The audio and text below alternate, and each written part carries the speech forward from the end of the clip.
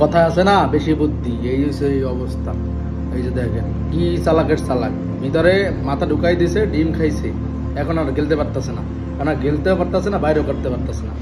কথা আছে না, অতি চালাকের বেশি বুদ্ধি, এটা রয়েছে এই অবস্থা। অতি চালাক, অনেক অতিরিক্ত চালাক।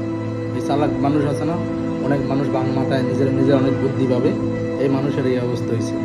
তারা অনেকে চালাক ভাবে, অনেক বুদ্ধি তাদের মাথায়, অথচ কামের নামে ঠন ঠন। তাই এই সাপটার অবস্থা হয়েছে এটা। দেখেন আমি বাই করতে পারতেছি না, আমি কী করবো, এই অবস্থা।